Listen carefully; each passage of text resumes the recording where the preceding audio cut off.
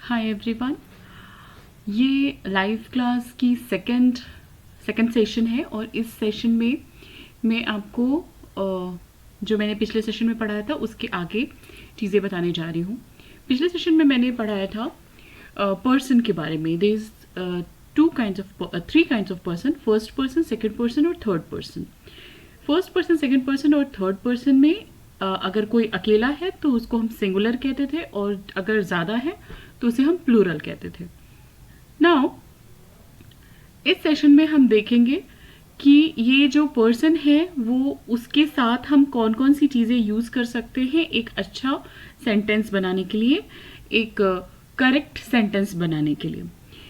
जैसे कि first person में हम अगर आई लेते हैं तो उसके साथ हम लगा सकते हैं am, was, do, did, have और हैड। अगर हम प्लूरल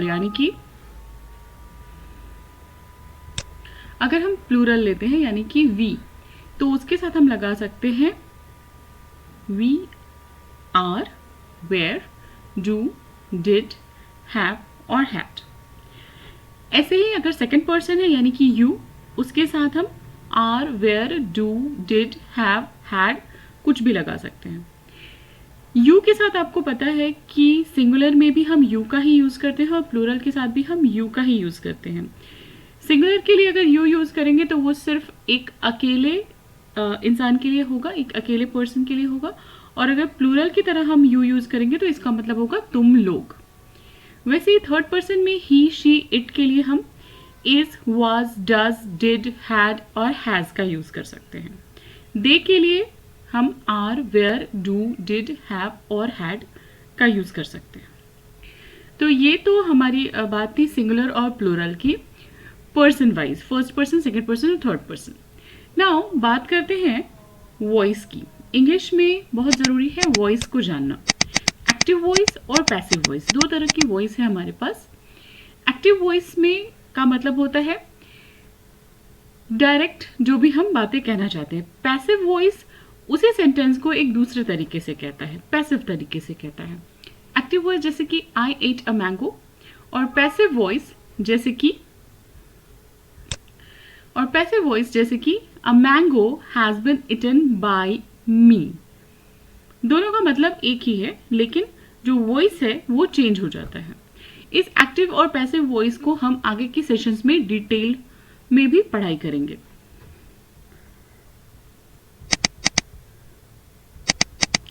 कुछ और एग्जाम्पल्स हैं। The hunter killed the lion और the lion was killed by a Hunter.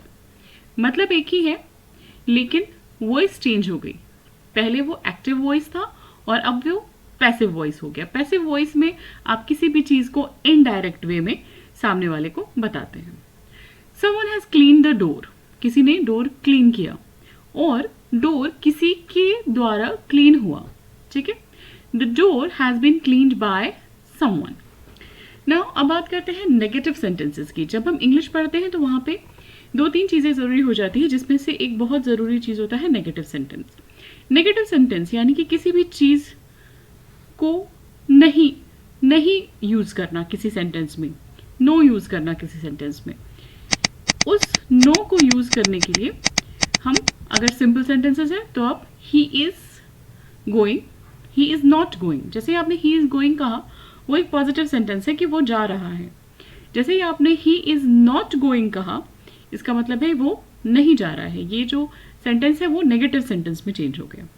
I don't know, अब क्या होता है कि हम डू नॉट का यूज करते हैं अपने सेंटेंसेस में जब हमें किसी काम के बारे में कुछ बात करनी होती है। जैसे कि आई नो, ठीक है, आई नो के साथ हम आई नॉट नो नहीं लगाते। ठीक है, इसके साथ हम लगाते हैं डोंट, आई डोंट नो। अगर हम ऐसा लगाते हैं तो वो हमारा सेंटेंस नेगेटिव सेंटेंस में चेंज हो जाता है। हैड योर फूड, किसी ने क्वेश्चन पूछा आपसे, हैड योर फूड, ये क्वेश्चन सेंटेंस हो गया, question mark sentence, questionable sentence. Had your food, क्या आपने अपना खाना खाया? No I didn't have my food, नहीं मैंने अपना खाना नहीं खाया। Had your lunch? No not yet, ये क्वेश्चन मार्क सेंटेंस और ये नेगेटिव सेंटेंस। हर सेंटेंस के बाद आप एक फुल स्टॉप लगाएंगे। जब तक आपका सेंटेंस खत्म नहीं हो जाता तब तक आप अपने सेंटेंस में कॉमा का यूज कर सकते हैं, लेकिन जैसे ही आप फुल स्टॉप लगाएंगे वैसे ही आप अपना सेंटेंस खत्म करेंगे।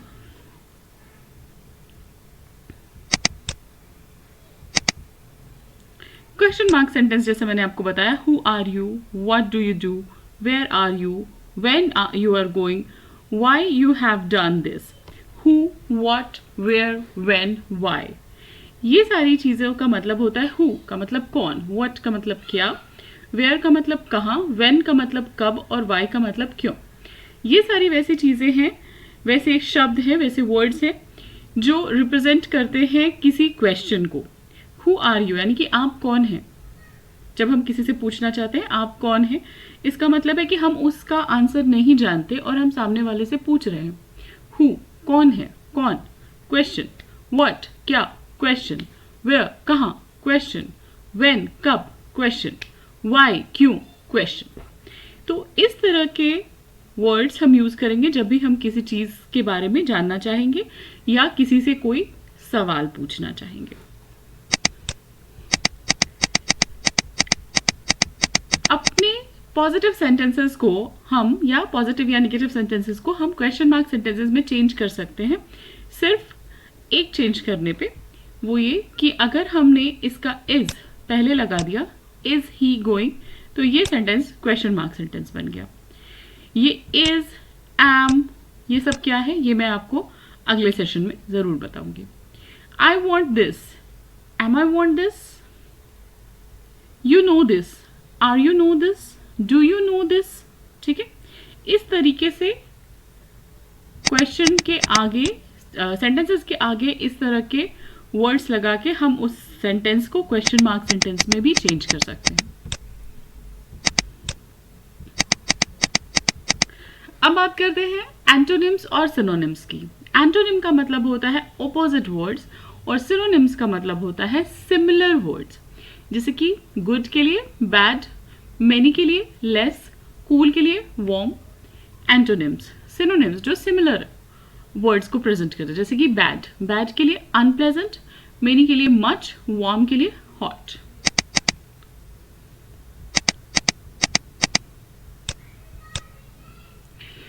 इसके साथ साथ आप कुछ रीडिंग स्टैंडर्ड्स की भी प्रैक्टिस करेंगे अगर आप स्पोकन इंग्लिश पढ़ रहे हैं, स्पोकन इंग्लिश सीख रहे हैं।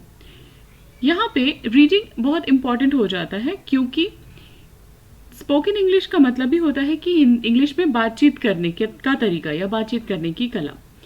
जब भी आप बातचीत करेंगे तो आपके लिए फ्लुएंसी बहुत ज़रूरी है और इसलिए कुछ रीडिंग स्टैंडर्ड्स होते हैं जिस रीडिंग स्टैंडर्ड्स को आपको पढ़ने की ज़रूरत है। आप न्यूज़पेपर पढ़ सकते हैं, कहीं कोई मैगज़ीन पढ़ सकते हैं इंग्लिश स्टैंडर्ड वाली, और या फिर आप कुछ खुद से लिख के भी उसको रीडिंग की प्रैक्टिस कर सकते हैं।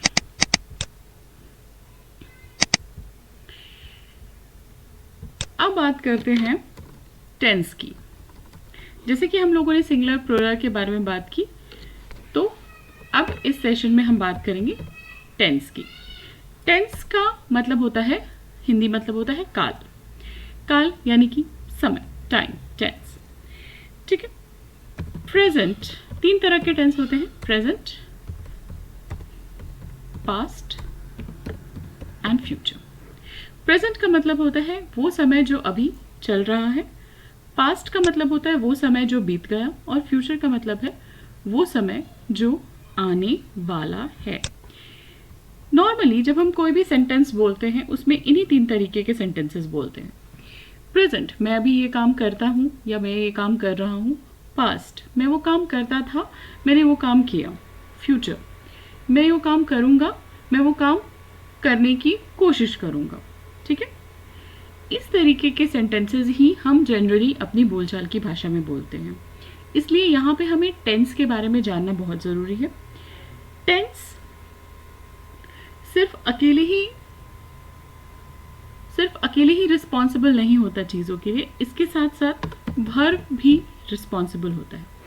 वर्ब का मतलब होता है क्रिया, कोई काम करना। बहुत सारे वर्ब होते हैं, बहुत सारे काम होते हैं जो हम डेली रूटीन में करते हैं या फिर हम चीज़ों को जब बताते हैं तो हम बहुत सारे काम के बारे में बात करते हैं, जैसे कि सोना, उठना, पढ़ना, लिखना, खाना, टहलना और बहुत सारे सेंटेंसेस, बहुत सारे वर्ड्स, जैसे कि go, sleep, eat, walk, run, watch, speak and so on. इन सारे काम, इन सारी क्रिया के कुछ कुछ रूप होते हैं जिसको हम लोग वर्ब के टाइप्स कहते हैं, V1, V2 एंड V3। इन तीनों का यूज़ करके ही हम अपने सेंटेंसेस बनाते हैं, अपने सेंटेंसेस फॉर्म करते हैं।